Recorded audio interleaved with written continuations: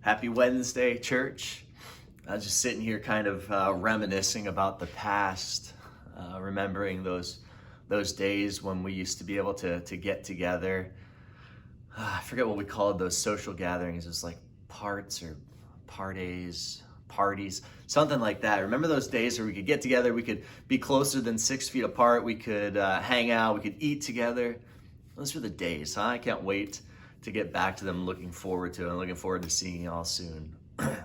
As we're continuing our Holy Week devotions here, it brings us to a little dinner party that Jesus is attending. I wanted to share with you what was going on in that party and what it means for us today. We read about this party that Jesus goes to. It's hosted by a guy named Simon the leper. And I don't think the leper was like a French name. I think it means exactly what you think it means. Simon, somewhere along the way over these last few years, picked up this fun old nickname, the leper, most likely because he had leprosy. This was the host of the party. It was probably a man that Jesus had healed of his leprosy somewhere along the way. And so that's the host you have at the party. When we read this account in John, we hear of some other guests that are there at the party. We have Mary, we have Martha. We're also led in on a little information that a guy named Lazarus is at the party, reclining at the table. Now, this is super interesting that Lazarus is at the table. It's probably a name that you're familiar with, except the last time we had seen Lazarus in our reading of the Bible was under much different circumstances. Okay, he wasn't sitting at a table, he was lying down, right? He wasn't wearing party clothing, he was wearing burial clothes, right? Why, you ask? Because he was very much dead, had been dead for 4 days. That's when Jesus enters into that story and brings him back from death to life. What a crazy party this must have been. Hosted by a man who was healed of leprosy. One of the guests in attendance, a man who had experienced death and was brought back to life by Jesus. I would imagine that there were many stories swirling around that room of the incredible ways that Jesus had saved. Now, while Jesus was sitting there listening to these stories, I would imagine he was thinking beyond that room, even as far as to you and me right now, today. He was going to take this healing that Simon had experienced, that Lazarus had experienced. He was going to take this healing global in a way that no one at this party would have ever been able to have grasped. He had proven that he was God by bringing people back from the dead, by physical healing. But he knew that he would need us to experience a different kind of healing. A spiritual healing, a saving from our sin, which was leading us to spiritual death and separation from God for all eternity.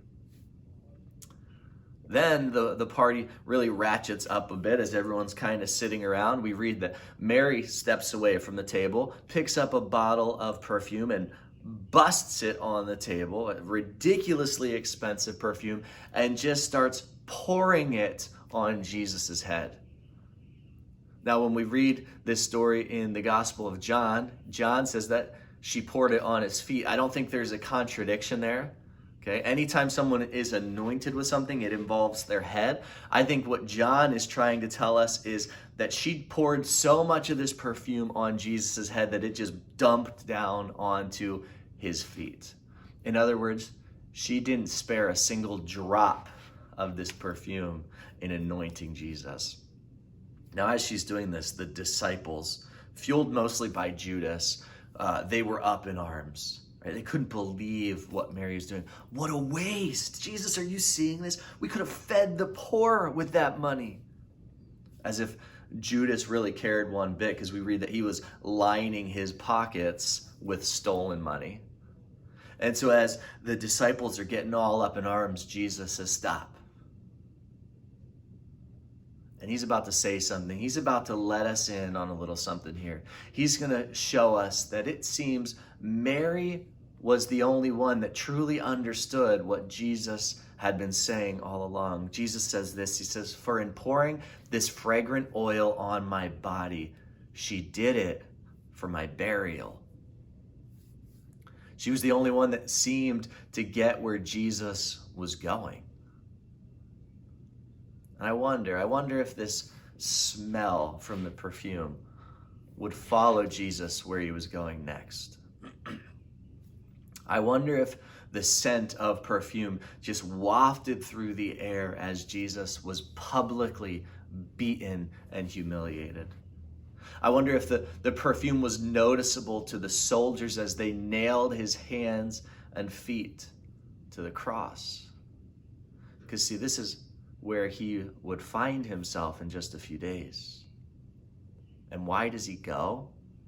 He goes so that you and I can also get an invite to the party. A party where we get to share our story of how Jesus saved us.